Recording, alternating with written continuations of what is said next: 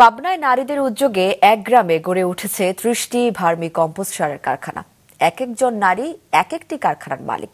এসব কারখানা করে নারীরা স্বাবলম্বী হওয়ার পাশাপাশি গ্রাম জুড়ে নিরাপদ খাদ্য উৎপাদন প্রক্রিয়া পরিণত হয়েছে সামাজিক আন্দোলনে। রাতুল ইসলাম সুমনের ক্যামেরায় উৎপল মির্জার রিপোর্ট।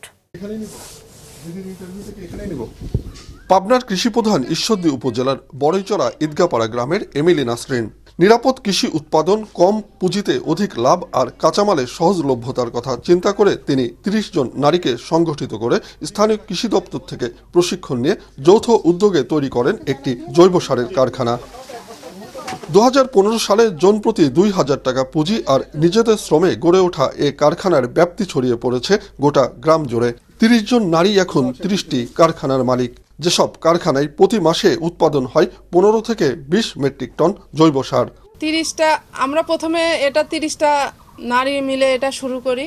এখন ৩০টা নারী প্রত্যেকের বাড়িতেই একটা করে কারখানা রূপান্তরিত হয়েছে এবং প্রত্যেক এই ৩০টা মহিলা এখন স্বাবলম্বী। এক চারি জৈব সার দিয়ে যাত্রা শুরু করা এ গ্রামের আন্নি খাতুন এখন মাত্র ৯ বছরের ব্যবধানে ৫২টি চারির একটি বিশাল ভার্মি কম্পোস্ট সার কারখানার মালিক। তার মতোই গ্রামের অন্য নারীরাও এ কারখানা করে জয় করেছেন দারিদ্র্য।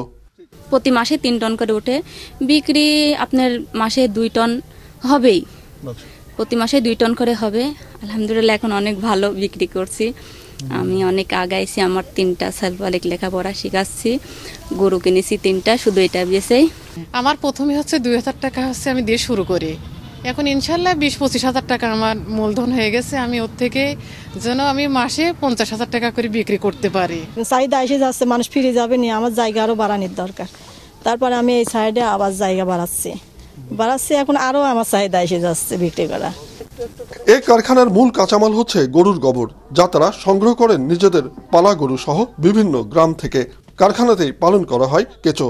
নারীরাই পারস্পরিক সহযোগিতায় নিরলস পরিশ্রম করে তৈরি করেন জৈব সার।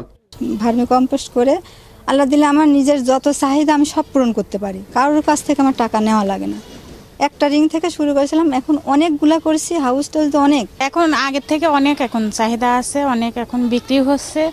এখন আগের তুলনায় আমরা অনেকটা আগ্রহী আছে, বাড়াচ্ছি, আবার সেই তুলনায় আমাদের সংসারের উন্নতি হচ্ছে। কারখানা আলাদা হলেও উৎপাদন ও বিপণন নিয়ে নারী উদ্যোক্তারা যৌথভাবে নিয়ে থাকেন সিদ্ধান্ত। প্রতি সপ্তাহ করেন উঠান বৈঠক, যেখানে যোগ দেন স্থানীয় কৃষি কর্মকর্তাও।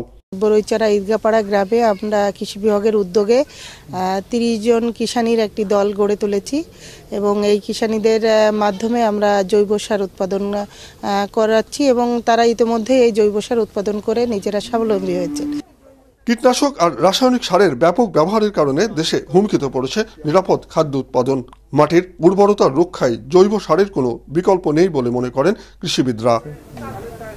উৎপল মির্জা, মাছরাঙা সংবাদ, পাবনা।